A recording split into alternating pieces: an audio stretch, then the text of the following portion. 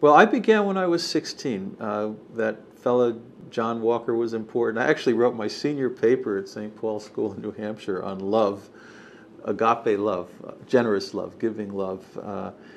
And when I graduated, there's a little story in the book. The night before graduation, I just had this experience in the chapel of St. Peter and St. Paul around these gorgeous flowers. And I walked outside and looked up at the skies above, and I more or less determined inwardly that I was going to try to study here on earth the one thing that I thought mattered most in the universe, which is just, generous love, the kind of love that doesn't count tit for tat or, look necessarily for reciprocal gains or reputational gains, but just basically gives and lets the rest of it all take care of itself.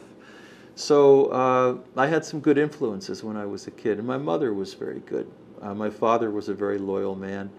In college, I studied the evolution of altruism in animals, and in my first job after college, I was involved in studying hormones like oxytocin, the compassion hormone.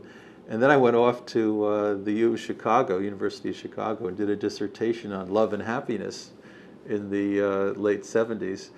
So I came here to Case Western in Cleveland in the late 80s, and I had the opportunity to work with the dementia community, the deeply forgetful, I call them, and I was really interested in how love manifests even among those who are deeply demented. I went out with Joe Foley, one of our great neurologists, to a nursing home in Chardon, Ohio. It's called Heather Hill, and I sat down with the guy, and I asked him about his two sons because I'd read his bio sketch on the wall. He couldn't respond to me at all, but he put a twig in my hand, and he smiled. If love was electric, the place would have been on fire. And I took the twig, and he kept smiling, just beaming. I gave it back to him. I asked the nurse, "Hey, what's the story with Jim?" She said he grew up on a farm in the Western Reserve, and he loved his father very much. And like a lot of people who were demented, he went back to that time in his life that he most associated with the security, the safe haven of tender love and care. His father, it turns out, he loved very much, and his father gave him a chore every morning, which was to bring kindling in for the fireplace, and that's what he was doing. And so I wrote a lot about love in the lives of the forgetful and their caregivers, wrote books about it.